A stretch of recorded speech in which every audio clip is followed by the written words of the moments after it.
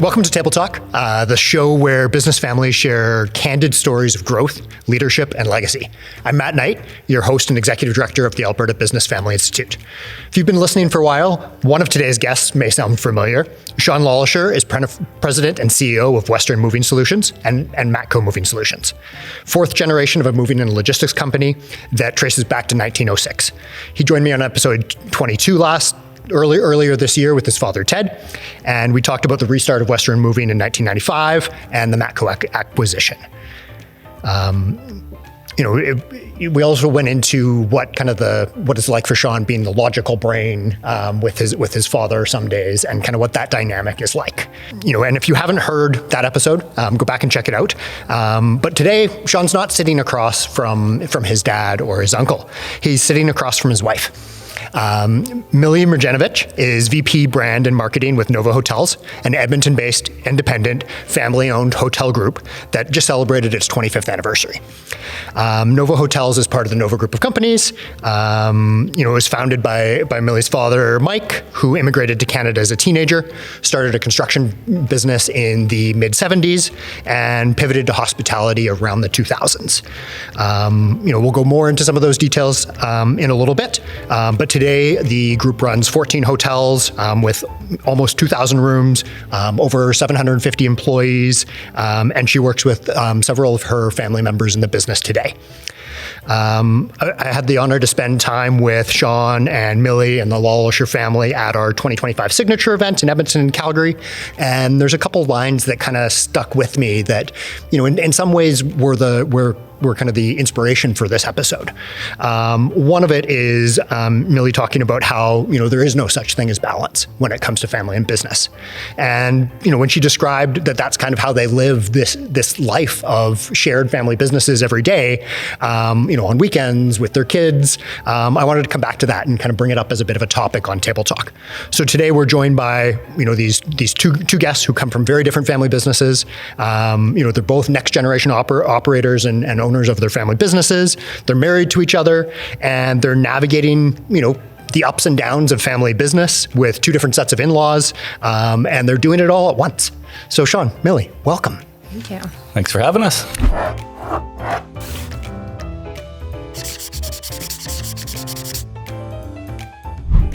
You did your research, hey? Yeah, you gotta know. And it is nice to be sitting here with someone more attractive than Ted. Bar's Matt, pretty right? low. Yeah. Oh yeah, Matt. But I was here last time. Okay. So we'll start with a couple questions for you, Millie. Yeah. So to start off with, some of our listeners haven't heard the Nova story completely. Like many family businesses, you're quite private with the family narrative and really look at kind of how do you build that business brand, and the family brand's very separate sometimes. Mm-hmm. So your dad, like I said in the opening, he immigrated to Canada and started these businesses in the 70s. What's kind of your version of growing up with that? What did you see? My dad, came to Canada when I think he was 19, from former Yugoslavia. So, a war-torn country, and, came to Canada for that success story of a better life. And, he went up to Yellowknife, and worked as an electrician and in construction, and really didn't like working for other people, and was like, I can do this on my own. And I decided to start Nova Construction in, I think, 1976. So, we've been in a family business ever since then. He started it, and we've grown, and we opened our first hotel in 2000, which is really part of my adult life. That's all I've ever known of working in the family business, has been the hotel side. But we grew up, spending every summer in Yellowknife. On the construction site, we would go and be there. And, before we had to go with hard hats and have all the safety stuff, probably even shouldn't say that. But we would walk around and tour with him, and it'd be part of our lives. And, we would paint the boardwalks and for 25 cents a board. And, it was just part of the way we grew up. So I don't know if that answers your question. Yeah. Just kind of going back on kind of what that was like for you, and a lot of your experiences you've talked about, being on job sites or being in hotels, in the operations, cleaning rooms, things like that. And whether that's kind of a construction site or a hotel, what kind of stuck with you from those moments, in being in those half-built buildings or things like that? And what did you learn about business doing that? I think a lot. I think sometimes I don't even really realize, as a kid, you're going through and you're seeing a framed building and you can start to, my dad was really good at, he would sit with us and he would draw on napkins and he would explain things when we were younger. Less these days, is very private. But, we used to sit there and he would try and explain how kind of everything worked together. And I think I have a different appreciation. I can see something that maybe most people can't. And when you go onto a frame site, what the end picture looks like and how the layout and the flow is going to work, which is pretty cool. For hotels, I never wanted to just join the family business. I wanted to, I test the waters and kind of see how things were, but I always felt that you had to start kind of at the front line. And so my first job was serving, which I'm awful at. But I used to do serving in some of our restaurants. And then I worked front desk for a lot of years. That's probably my most experience in the frontline area. And I worked in housekeeping. So I was trained by one of our longest serving executive housekeepers, and I was her weekend supervisor. And I literally learned everything of how to set up a room and what to look for and clean. And I'm really grateful for those experiences because I don't think I'd be where I am today. And I don't think I'd be maybe even in the family business if I hadn't learned the bones of it first. And I think you have a deep appreciation for people and their jobs and what they go through. And then from a management level, it makes it a lot easier and better to relate and really root for those people when you're going to the table at the high level. Yeah, and I think you've used the words before of you tried not to choose it. 100%. Yeah. So I think your first degree was in psychology. Yeah. And then you did an MBA. When you looked at kind of that decision, what made you change your mind? Was it those experiences with those, that housekeeper that you're talking about? What changed your mind? What made you go into it? I think hotels is a very specific, hospitality in general is a very specific industry, and you really need to love it, and it's in your blood. And I feel like people come and go in our industry, and there's a couple of people that are lifelong hospitality people.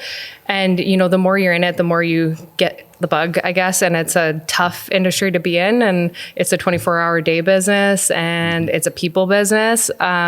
So the more I was in it, the more I fell in love with it. I think that the more I got to see what our family business could be, on the hotel side, when I joined, we built 8 hotels in 1 year in 2027.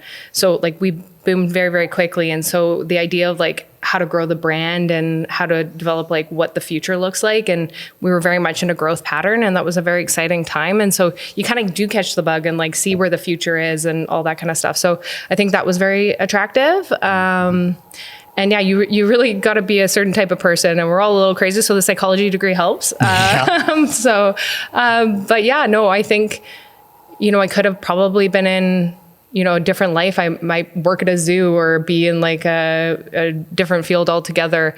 But I think that, everything works out for a reason, and I really love it. And I work with my sister every day, and we're really, really close, and I couldn't imagine having any other boss. So. Yeah, that's awesome. So tell us more about your sibling group. I know we talked very little bit at the beginning where, you come from I think you said you have 7 siblings. Sean's an only child. Oh, heck, you don't ask me that question. Yeah, tell us about your siblings. Which one do you like best? This is very, very easy conversations. Don't ask me that question. No, I know. So tell us about that sibling group. Like you said, it's a big family. I've met a couple of your sisters before. Yeah. Walk us through kind of that full picture, maybe who's in the business, why, was that their choice? Was that your dad's choice? Was that your mom's choice? Like, what did that look like? Yeah, we have a unique scenario. We have a couple of family businesses, and I think that this has worked in our favor of the sibling dynamic. So we have a development company and construction business on the one side, and then we also have the hotels. And so Alex is my sister, she's the CEO of Nova Hotels, and she's my boss. And we work on the hotel side kind of respectively, like just the two of us. And then my dad and my brother and my other sister work on the construction side. And now my younger siblings, my dad has 3 younger children, they're just joining the construction side as well. So they kind of operate separate to us, but we work together obviously very closely because we're always building a hotel or acquiring a hotel. And that's how it works that way. We're very different personalities on communication. Like, I think just naturally everybody's different personalities, but Alex and I work very, very well together. She's very analytical. I'm very creative and have all these crazy ideas, and she's a nice balance for us. And so we've always worked really, really well together. And I like literally would do anything for her. Like, I'm a ride or die with Alexa. It's like, she tells me to jump off a cliff, I'm going. I said, okay, how fast do I run? Like, she is, my best friend. We live literally a block away from each other. We work together every day, and then we call each other after. And so it's a very close dynamic, but I'm also close with my other siblings too. And so, but if I had to work with them every day, it might be not as close. So, we have a really nice balance. We just had my dad's 76th birthday, all of us together. It's crazy family dynamics. Sean, only child, walks into these crazy scenarios of, our siblings plus significant others plus my dad and and my mom. Like, we're just a crazy big family, and we all work in it, and we work together somehow. And it's a weird, crazy, wild family that is also Eastern European. So we're fiery and all the things, and it's great. Yeah. And how did that kind of selection process happen? Like, did you and your sister put your hands up being like, hey, we're interested in the hotels, and the others say, hey, we want to do construction? Yeah. I think I can speak on Alexa. Alexa was in medical science. She was going to be a doctor. Like, she's very intelligent. And she kind of, similar story where she worked one summer and my dad kind of got his hands on her and was like, you're going to work here. And, she got kind of forced into a very high level in our company very quickly.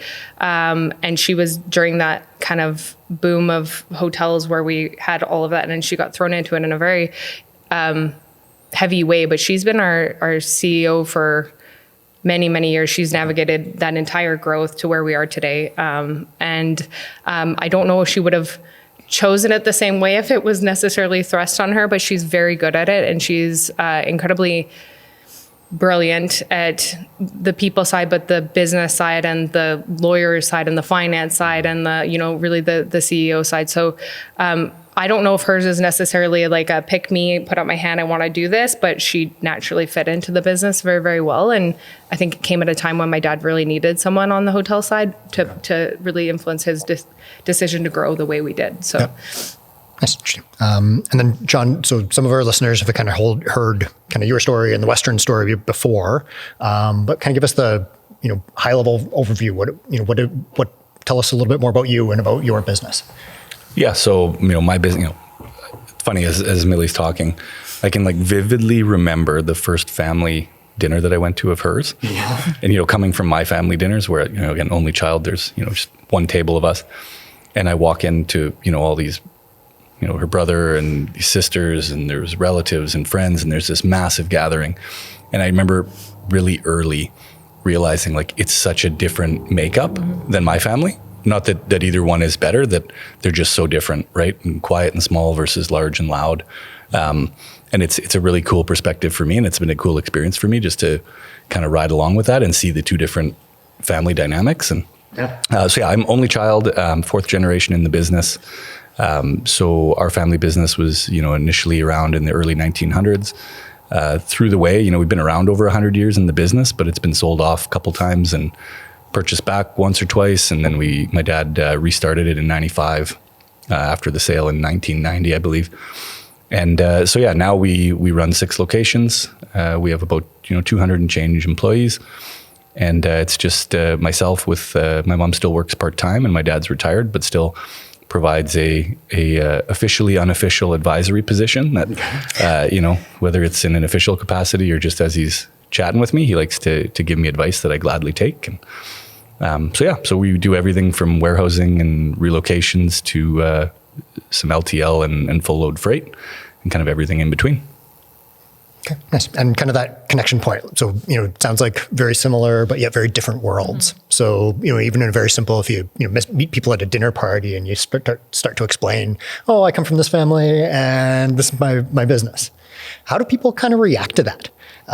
Do they see the parallels? Are they shocked? I think it's funny because a lot of times, especially when we meet people that are new to the both of us, mm-hmm. And there's just that inherent bias that maybe they'll hear what I do for work and that I own a business and they'll say, oh, Millie, what do you do? And she explains their family business and people realize oh my God, the two of you both have these family businesses and where do you find time? And the reality is we don't have the time, but it's a really interesting dynamic whether they ask her first and then me or me then her. People are often taken aback that both of us, operate these businesses and employ these people and have been in it, multi-generation, both of us. It's hey, would you agree? Oh, 100%. Yeah.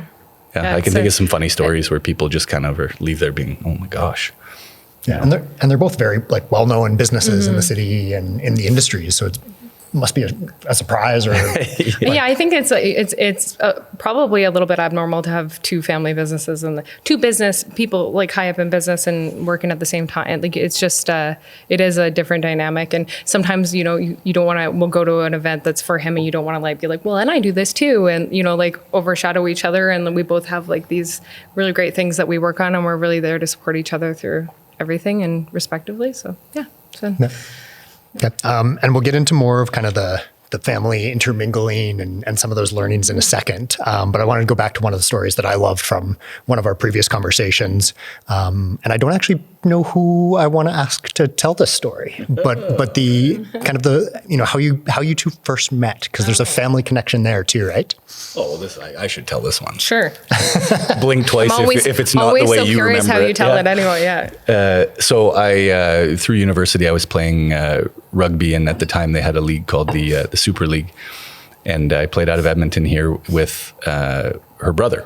So the two of us played rugby together. And at the time I was bartending during university at a bar downtown. So the team would come in on the weekends and they'd hang around kind of my bar and we would have some fun. And at the time, Millie was going to school in Ontario in post-secondary, and she was in town, and her sister would often, go out to the bars with her brother. And so there was a weekend where they came out and I had a chance to meet Milica and her sister, and we kind of chatted and everything was good, but nothing really came of it. And fast forward, how long after till we ran into each other again? Okay, I'm going to say it's about probably 2 years. Okay. And I was at an after party for her sister, who's a boxer, and she ran up to me at the party, or maybe I ran up to her. That part is a little bit, vague, right? And anyways, we just kind of reconnected, and it was a really awesome feel kind of right out of the gate. She knew I was a rugby fan. She enjoyed watching rugby and was planning to go watch some rugby in the coming months, and just instantly was like, "You want to come?" And I was like, "I would love to, but I can't." He buried the lead. I invited him to go to Rugby World Cup in New Zealand because I'm crazy like that. And I was like, yeah. I've got 2 tickets. And he was like, no, that's crazy. I wanted to go, but it was crazy. Yeah. So. And so, you fast forward, we stayed in touch and started spending more time together. And, my favorite part of this story is, at Thanksgivings, again, they had these large gatherings where they would invite some friends and they'd cook together and, have a couple beers during the day. And so I went to Thanksgiving with her, and I know her brother very well. So I show up and her brother gives me a big hug. Hey, how you doing, man? And at the moment, I was like, I don't think he knows that I'm here with his sister. I think he just thought that someone invited me, and I friends group was coming. I was part of the friends group. A bunch of guys on our team were there, and and so weeks went by, maybe months, and we were like, he doesn't know that you and I are dating. And which was fine by me. Yeah, it was fine by you, but and, we were like, this is a really uncomfortable. So, to this day, I think it's funny. We were at his wedding, and one of the guys that we played together with that was friends with both of us goes like, you need to tell him. He doesn't know. Like at the night of his wedding, and to this day, he gives me a hard time. He says to me, you got to tell him. So we'd had a few drinks at the wedding, and he grabbed me and he pulls me over. He says, he's got something to tell you. So I tell him on the spot, right? And it was just, to this day, we look back and we laugh. He gives me a hard time about it. Like, you told me on my wedding night, right? The best part, Sean wasn't invited. I invited him to the party part of the wedding. So he showed up as like my guest, but not invited. So yeah. And Millen had no idea. He was like, oh, thanks for coming to my wedding. Yeah. So that's one of my favorite stories with her family, because, I'm still close with her brother now. And you're just the one that shows up to all these parties. Yeah, exactly. Yeah, apparently. Yeah, even still, right? Even still. Even still. Yeah. So, and this has probably been a hard one for you to answer, given kind of the timeline a little bit. But how long, like, when did family business first come up in your relationship? Do you remember when you would have talked about that or made that connection? I think very close, and probably on pretty early. I think. Yeah, like I remember knowing that you were working with the business, and I think in early days I didn't understand her family picture, and just as you probably didn't understand mine. Sure. Yeah. We just knew that we were both working in family business at the time. And I'll tell you, like, on our first date, we went to a bar and got food or drinks, and I felt like I was in an interview. So you could very much tell that he worked for like some business. He was just like, so how many tennis balls could you fit in the TELUS tower? And I was like, I'm sorry, what? And like, it's like, this is not a first date, is this? It's not a normal question. No, it's not a normal question. That was an interview question. Yeah. So anyway, we're still here. What was the answer? You know what? It caught me on the spot. I couldn't even, and then he's trying to tell me cubic feet. I was like, I make things look pretty for a living. And the rest is history, Matt. Yeah. Okay. Yeah. So, pretty early on, we understood that we were both in business. So. Yeah. And I know one of the kind of the lines or sentiments that came up when you were talking about that relationship before was that, kind of that Sean gets it because you're both from family businesses. And what does kind of that he gets it mean to you? And kind of what does Sean understand about your life that maybe someone outside of the family business world wouldn't? I think that in the beginning, it was very different. We have 2 kids now, but, our lives looked a lot different pre-kids, where, Sean's busy season summertime, and, you asked me what our summer plans are and stuff. We don't make summer plans. He's very, very busy in the summer. But I also work in hotels. So sometimes my job takes me out of town, or we work late in the evening, or, there are times where we both would be working till 7 p.m. and we wouldn't even think of it or question each other on it. It wasn't like waiting for someone that way. A little bit different, a lot different now that we have kids, obviously. But, we had that flexibility and understanding that it was never like a resentment towards each other in that sense of like, your business has to come first. You have people relying on you. I would go out of town to do a hotel opening or whatnot, and it was like always supportive of one another is what I kind of meant by that. And like, also like, you come home and you don't have anyone to vent to when you're at the top, because the only person is to vent to is family members sometimes. And that doesn't work always. And so it was nice to have someone who understands in those scenarios of like, you're probably not saying everything that you mean in that moment, and you just need someone else to be able to, we don't have colleagues, and it's not water, cooler talk and stuff like that. And so it's a little bit tough that way sometimes in our industry. And I think that having that person who gets it and being able to talk about things and like at a dinner table is not always what people welcome. Like, I've heard of other couples and stuff like that don't have that same dynamic, and they're like, we don't want to talk about work when we get home. And sometimes we do want to talk about work and get it out of the way. And then we move on to like, more of a traditional relationship that way. I don't know if you agree. Oh yeah. Yeah. 100%. Yeah. It's, there's some days that, even me probably more so than her, you have a hard time. You can't hide it, that you can tell if someone's had a really bad day, or sometimes it's a really good day. Yeah. And you just want to get it off your chest in either scenario. And she's the same way, that some days we'll see each other. And, now with the kids, you wait till the kids go to bed and then you say, okay, what's going on? I also think like advice is like a very unique like scenario of like being like, he's the first person I want to call and be like, what would you do in this scenario? And like, some of the big decisions I've made, I have a sounding board, and, I hope vice versa, that we're in different businesses, and we're not involved in each other's businesses very like strictly, but we do have each other to lean on in that way. So yeah, and there's probably commonalities and different things that have helped each of you throughout the way. We know enough to be dangerous about each other's business, but not enough to know it in depth. What does that mean? Are you going to take down my business? Yeah. No, it's the high levels and some of the players at the table that. It's, sometimes an outsider's perspective is what you need, for me at least, with if I have a big issue or a big decision to make, I like that 50,000 foot outside the business viewpoint, because sometimes it exposes, an angle that maybe you weren't thinking about or you didn't see. And I quite value that. Yeah. Mm-hmm. So Western Hotels is next then. Yeah, that's not up. Yeah, I've floated it a couple times. It gets shot down pretty quick. Yeah. Okay. And then, so, we talked a little bit about how you're both from very different families, both in terms of, size and maybe, volume sometimes. What have you both learned about each other's family business or family going through this together? Well, I've learned a ton. So, what's interesting, coming from a smaller family, there's much more space for conversation.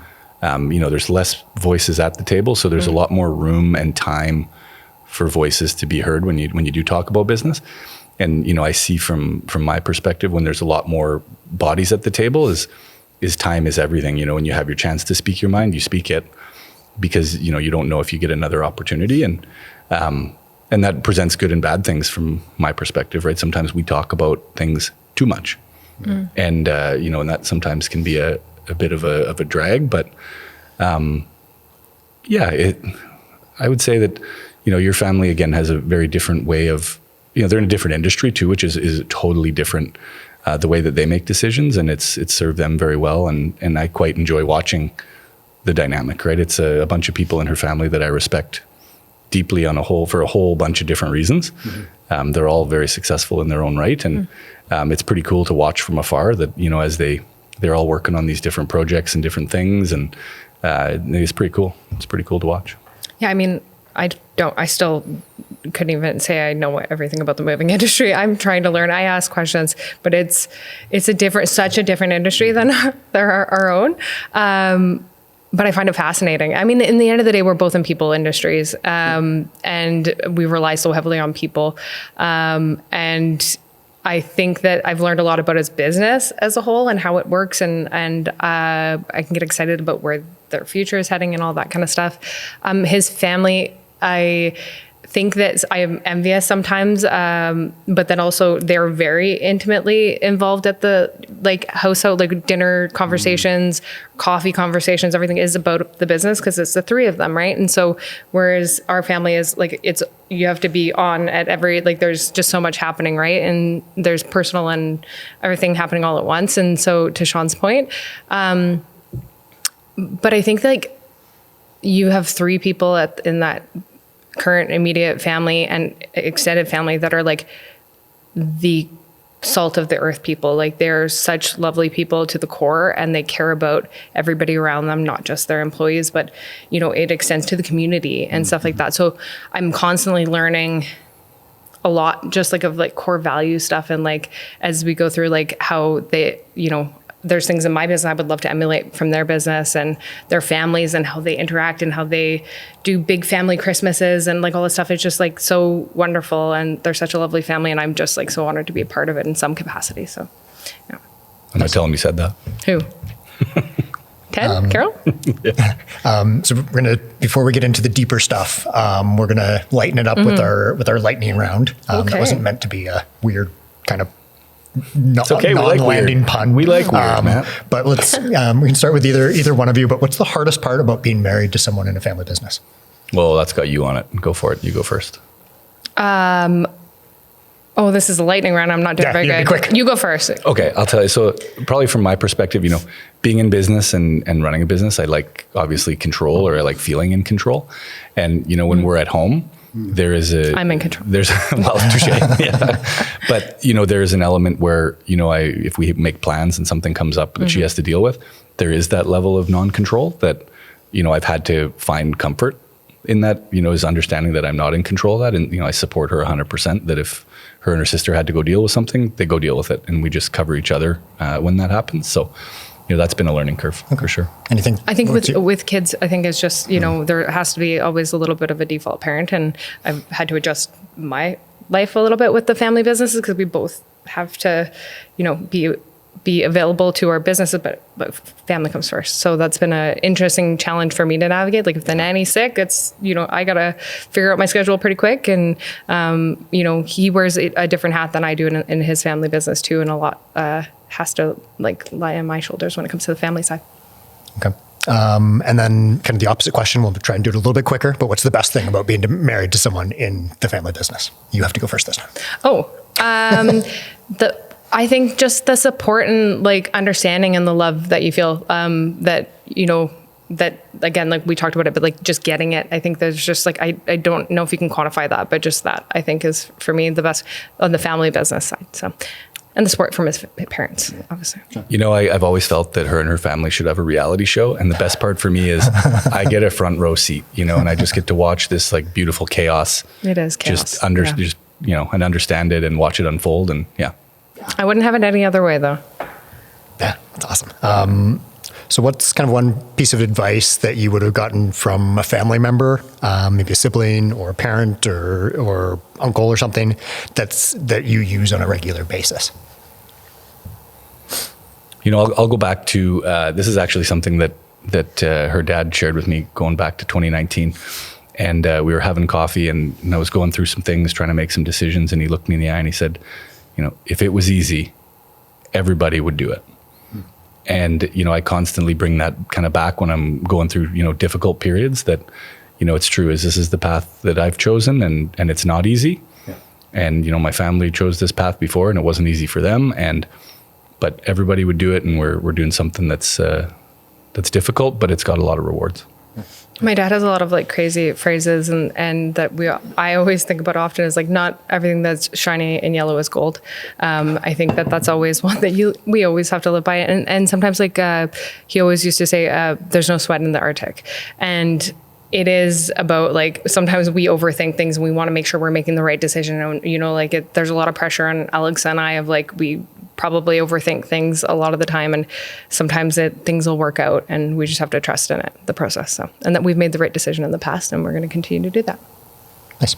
I'm going completely off script for this one, but so if Sean was to take over your business, okay, what do you think you would mess up first? That's a great question. Well, you have time to think. My business. Or a hospitality hotel business, like I don't know. I actually think so. He's got a little bit. His history is he's worked in hospitality a little bit in his past. Yeah. So that's a tricky question. I think I don't know. I don't know. Yeah. So you're saying I'd hit a home run? I don't. I want to be really clever and say something fun, but you're actually pretty smart in a lot of different areas. So you probably do really well. Is it my turn to answer? Yeah. Oh my gosh, there's a good one. You know. We deal with a lot of trucks and equipment. You be careful, okay? And, you know, so we're presented with a lot of decisions or understanding repairs, maintenance, and truck specs. Yes. That's not your forte, I'm sorry. No, I haven't changed my oil maybe ever. Yeah. Wait, you have to change oil? Yeah. Well, it's not your job. I don't know. Exactly. Yeah. So yeah, mine was an easy one. Yeah. But so now that he's picked on you, do you have one? Does that make it easy? I don't know. Like, no, our industry is like fires all the time. And I think we don't give ourselves enough credit for that. It's like you turn around and there's something going on. Like we'll have a flood here. We'll have literal fires that we're doing evacuations on. Like it is. So I don't know. I don't know. The balance of 750 employees all at once would be unique. The decision, sometimes I come home and I tell him I'm like, you know what I did today? And I think that would be tough. So you're saying I got a chance? Maybe. Yeah. Okay. Just send me your resume. Yeah, to be continued. Yeah. I don't know. So going back to kind of the line I referenced in the opening about how there is no such thing as balance, you know, you kind of talk about it, not necessarily as like compartmentalizing, but more about how do you include people and family members in this conversation about your family business, about your day-to-day all the time. You know, your kids are always there, probably learning about both of your businesses, you know, even though they're quite young, kind of, you know, already inherently. How does this work? How do you guys make that, like, how do you do that in real life? As far as with kids? Just like the overall balance piece. Like whether it's kids, whether it's businesses, whether it's who becomes the default parent, like all those things. Like admittedly, Milica probably would fill the role of default parent. She's, you know, an exceptional mother. And she sacrifices a lot when people need to step up. Sometimes my schedule is a little bit complicated. So she steps up a lot, carries a lot of the water. Now that I'm saying this out loud, this is going to cost me. No, it's nice to hear it out loud. But yeah, it's, she carries a lot of that water. And as far as balance goes, we just take it when we can find it. We often find ourselves relishing in the weekends where there are no plans.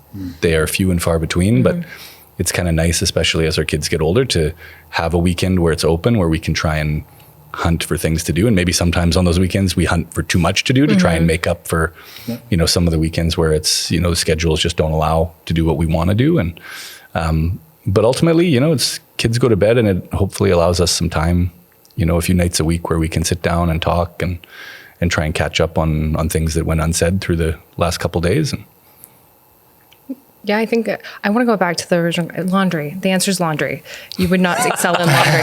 folding a fitted sheet probably is actually okay. We went back. Again, balance. I think it's. I'm the default parent and all that kind of stuff. We've had a lot of we've been out of town a lot and all that kind of stuff, and we make it work. And I think that when we were younger and we didn't have kids, it was different. Yeah. Now we're balancing the kids and stuff like that.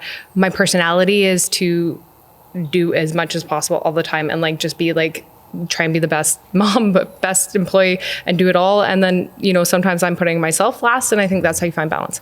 But eventually something's got to give, and you try and work that in as it comes. For me, it's just I want those kids to have the best core memories, and as their childhood, I'm the person who's trying to plan activities. My daughter broke her leg. She's 1.5, and I was like, oh my gosh, and we had all the floor things set up, and I was like, we're moving around and doing all these things. It's just my personality is a little extra all the time, but that's how we make it work, and I'll find time for myself when they're a little bit older. So that's the way I think of it. It's probably the wrong way. The best audio clip I could ever get. What? My personality is a little bit extra. No, Millie says she's all in on everything, so it's but we find time. Yeah. So if you look at most of the advice that people would typically give in family business, it's leave business at the business and have those boundaries and make sure you protect family time and draw a hard line and all those things. How what makes this sustainable for you too, instead of exhausting? How do you get the energy of, being able to do this and being able to pursue things with that level of excellence that you both do? And how do you know, when you do need to make that time for yourself or for your partner? I'm not sure that we know when to make time for ourselves very well. And I don't think we've had a date night in 10 years. Yeah, dude. I think that for us, it's, trying our best to organize and schedule our days, is when we do come home, as much as whether you have good days or bad days, the thing that I quite look forward to is walking in the door and the kids running up, giving you a big hug. So you kind of got to shed that skin when you enter until you know what you're entering. So you enter in, and when I come home, I'm dad first. Mm-hmm. We deal with the kids, and if there's something that I got to get off my shoulders or she has to get it off hers, we try and make sure that we know where and when is the appropriate time.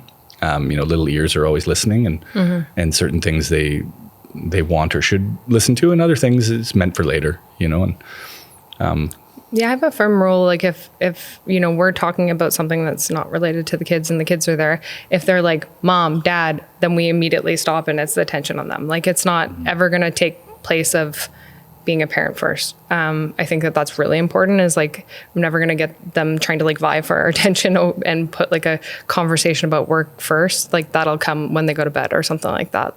That's really, really important. I have a hard stop we have a nanny, so it's, a hard stop at 4. So my day is set for me, and if things don't get done, then they have to be done after they go to bed. Then we make that work, or when he gets home. But so I get really good quality time for about 2.5 hours before Sean gets home, right? So we're full of activities and lots of fun. And then sometimes Sean comes in the door and I'm like, I need a break. I need to just go upstairs and just take a second. But we make it work. Yeah. And our kids are young, and it's not always going to be this way. And soon they'll be in activities and sports and school, and it'll change. Right now we're in a really great time with our kids where they're young and they love us and they want to be around us and think we're the best. So that's a cool time.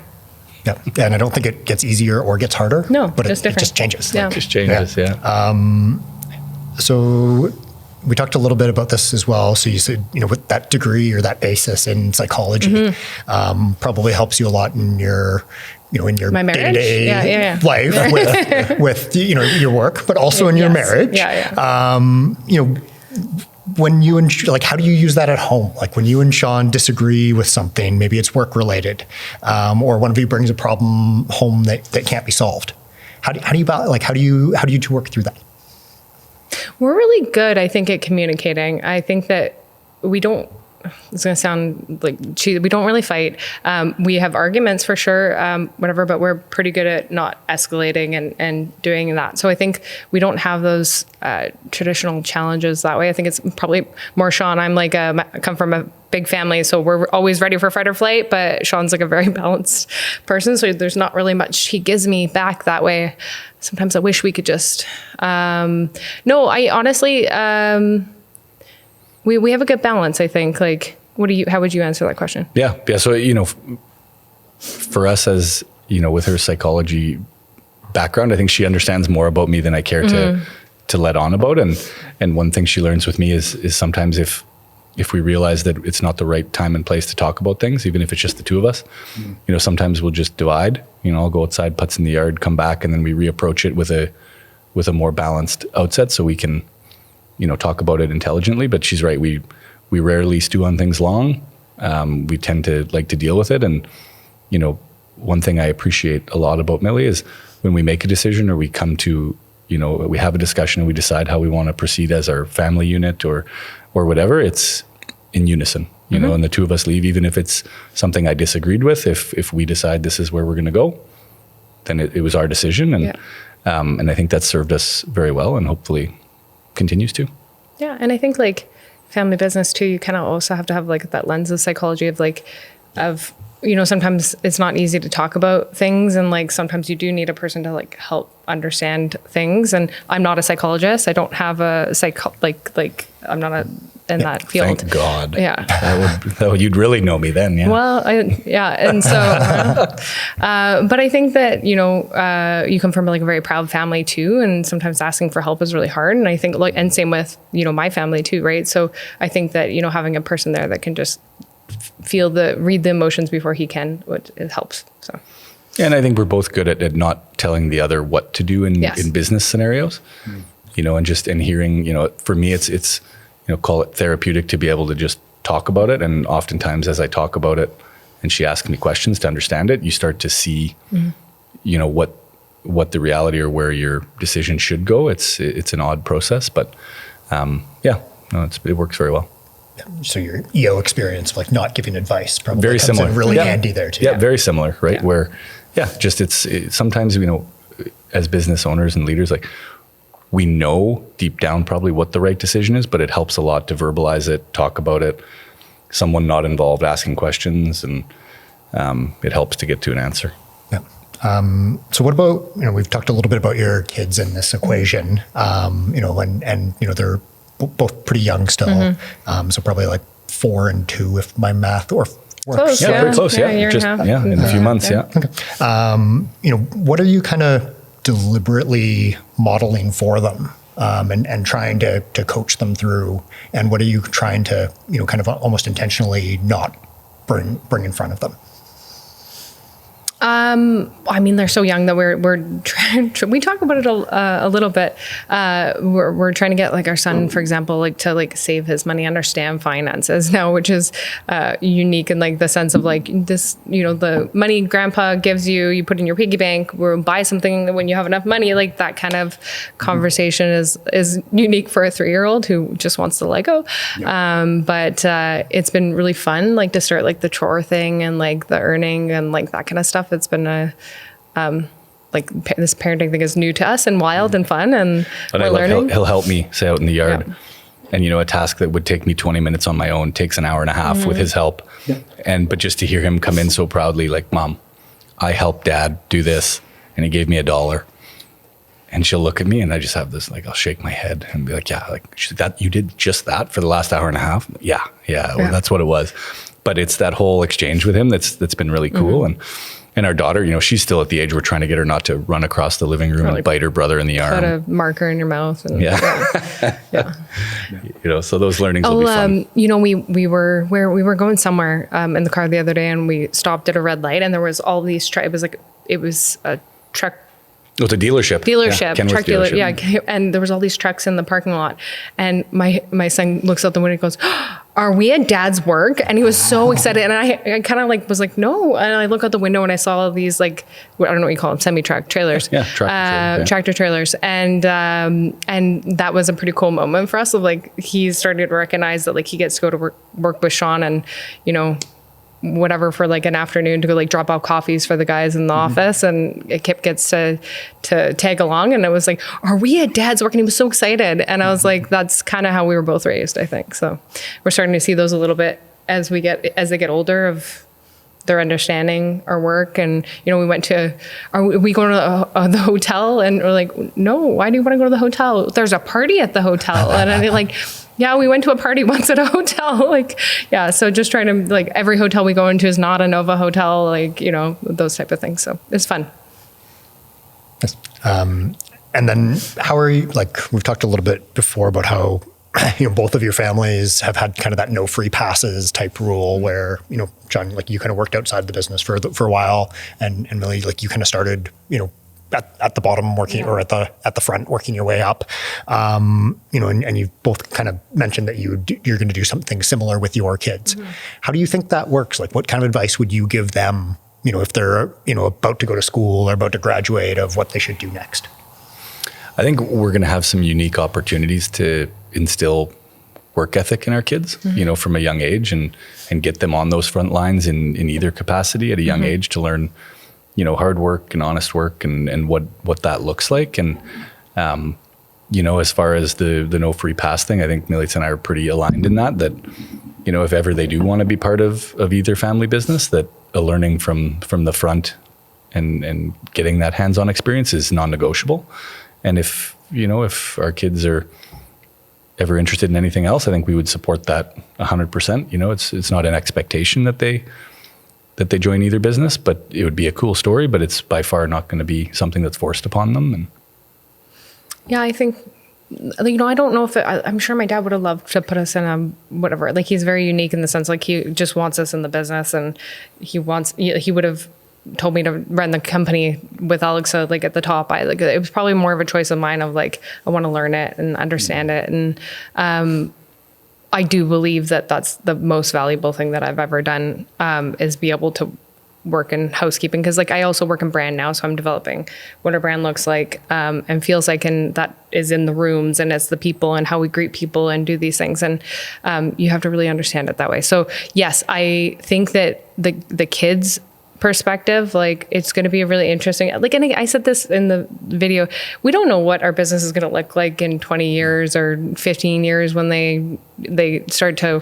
work in the business. I could be triple, quadruple my size, I could be the same, or I might not exist. Right. So his is a little bit more of a different industry, and fourth generation has a lot more legacy that way. I'm second generation too, which is, I don't know.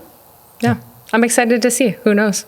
Nice. So on that kind of future question, mm-hmm. And I think around the 25th anniversary of Nova, mm-hmm. kind of your dad came out and said that, that for the future of Nova, it's about kind of investing in new mm-hmm. developments. Yeah. In kind of the brand and marketing seat that you're mm-hmm. in, what does that next chapter of Nova look like? What do you think the future holds? Yeah, I think it's going to hold change, but we've always been changing and evolving. And I think that, exactly that. I think there is going to be some divesting and investing. We've got a couple projects on the go in Yellowknife. We're adding some additional rooms. Everybody knows, the National Defense is up there. Mm-hmm. It's been a really good market for us. And we're really protective over that market. That's also where we started our business. So we're foundationally we're at home there. So yeah, I think, I think we've got some older properties. We had that, I said, boom in 2027. So we need to take 07, sorry. That we need to reinvest in our properties and then stay a little bit more modern. So I think Alex and I are spending a lot of time talking about what our hotels look like now, where we want them to go of our existing portfolio. So it's a really exciting time. So hard to answer that question, but it is lots of changes and hopefully for the good. Yep. And then kind of, both your industries are, very different, but again, when you look at them, maybe academically or at a super top level, they're both about kind of people and productivity. What have you kind of maybe learned about your own businesses together that you might not have if it wasn't for kind of that dual perspective? For me, there's an easy one there. Milica and her sister have always had a much more structured business than I have. Growing up against smaller families, probably comes from just the family dynamic even. Like my business and back when my dad had it and when my dad and I worked together, we were largely unstructured, and we relied on great people that made the right decisions at the time, and they kind of knew what they had to do. They showed up and they would do it. So as our business has grown, I've asked Milica a lot of questions around structure and how their leadership teams operate and how they what served them well, and we've tried to take a lot of inspiration from that, and I think they do a very good job of that. So yeah, that's an easy one for me. Yeah, thank you. Sometimes you're in the seat and you're always critical and hard on yourself, and I think we are probably further than we think we are some days. I think. What's the question again? Sorry. What have you learned about your business from the dual perspective of being in kind of the two family business family? I think Sean's really good at being level-headed and planning ahead. I think that your business has changed a lot in the last couple of years, and you're in hyper growth, and it's a really exciting time. So I just think that the way he approaches business is very admirable, of chunking off and the future path he's on. So I don't know. I don't know the answer to the question. You had a really good response, and you're still rattled by that response. I know. Sorry. Yeah. It's good. Yeah. It's the bad thing about going second sometimes. I know. But it actually probably highlights something that's funny. As much as we talk about business, I think, we probably don't give each other accolades as much as you probably should, which is typical of family business. So this is our little hybrid, where as much as, I get to watch things and see her in her daily work with, along with her sister, and probably don't, verbalize that as much. But yeah, there's a lot of great things that I see, and I'm just really proud of her and her sister and their whole family. It's something I'm proud to be coattailed on, to watch from a front row seat. Now I have to say something nice too. No, no, honestly, Sean's grown his business there's subsidiary businesses that he started from scratch and stuff like that. He's an entrepreneur at heart, and to see what he's done and where he's come and where he's going, I'm really excited about the future. And I fully support everything. There's a couple of decisions I'm sure I'm maybe not the right time, or maybe we should talk about this further, or maybe ask someone else about this one. But in general, I'm so proud of what he's done and how he's built his business, how he's grown so quickly. And then I think that growth has actually suited him so much better, to be honest, where he was when it was smaller, and to where he is with his team and the dynamic and the structure and stuff like that he's really set himself up for success and continued growth. So I'm really excited about what Matco looks like in a few years from now. So, it doesn't help my case, but it's funny, is maybe not every, but many of the bad decisions I've made that I've run by her, and she's been like, I don't know, maybe you shouldn't, and I would proceed anyways. They always turned out to be tire fires. Always. And so now, and I'm very mindful of that. So now I'll come with an idea and I go, hey, what do you think about this? And I'm just going to sit back and wait. I don't have all the answers or questions, but I'm pretty good at reading some stuff. It's a track record. So it's good. She got a good feel on things. Thank you. And getting away from the don't give advice EO type philosophy, for another couple that's out there who is maybe just getting together and both come from family businesses, or one of them comes from a family business. What advice would you have for them? What should they do that you have done or haven't done? I think the reason her opinion matters so much to me is she understands me, the person. So when she tells me things, and says, I don't know if that's a good idea, it's rarely because of it's a bad business idea, but more that it maybe is something that she sees from my core values or my bandwidth as a human. She goes, I don't know if this really fits with your timelines. And so she knows me as the human, whereas, even in a work setting, my leadership team, they know me from the professional standpoint, but don't really see the behind the scenes of my personal life. And what, other commitments that I've made or we've made as a family. So that's where she brings a lot of, and it carries a lot of weight with my decisions when she understands me, the person. Yep, that makes sense.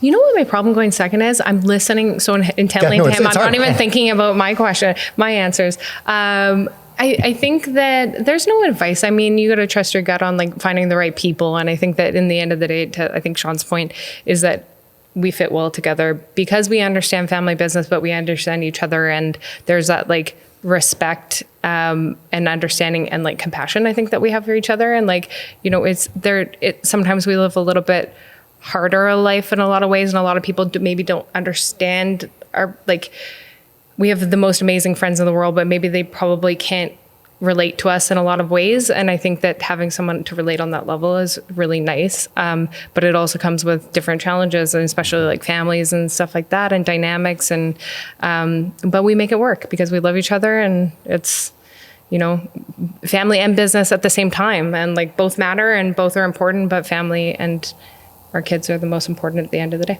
Yeah. Nice.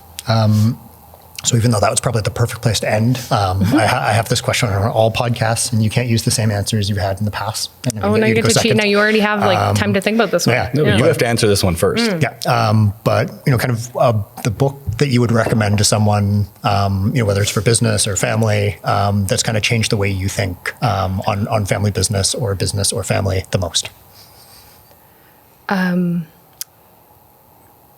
I don't have time to read. That's fair. What book did I read recently? I think there's a book called Why Elephants Weep. And again, this comes from like biology, psychology background, but it's about emotional intelligence. And I think that anybody who can relate on a deeper level to people, I think is important. So yeah, that's cool. I don't know that one. It's an old one. I don't know. So, I'll tell you one that I have had a lot of success in. I think it helps Millie and I it's the 5 love languages. I think it's a really good book for understanding what actually triggers other people's appreciation, and to find out what their love language is, right? And I was introduced to that early on in my EO tenure. And, from a family basis, it goes a long way to understand what do truly people notice at home, as far as how do they want to receive praise, how do they want to receive things, or acts of service. There's a whole the 5 difference, and yeah, I think it's served me well to try my best to try and figure out what her love language is. Yeah, still working on it. Yeah. Well, Millie, Sean, thank you both so much for continuing to be so generous with your time and having this conversation with me today. I should have maybe started the episode with the disclaimer that you made that I'm not a psychologist or therapist as well. And this is, right? There's no investment or relationship or relationship advice being given here. But you work with family businesses. You probably surprise yourself. Yeah. But, really wanted to kind of close on, the theme that we started out where you said that there's kind of no such thing as balance. Mm-hmm. And I think, what I've understood or what I've learned from the conversation with you two is that, this isn't you operating in chaos. It's almost the opposite of it's clear, intentional choice of, really where to prioritize and how to prioritize your families and your work.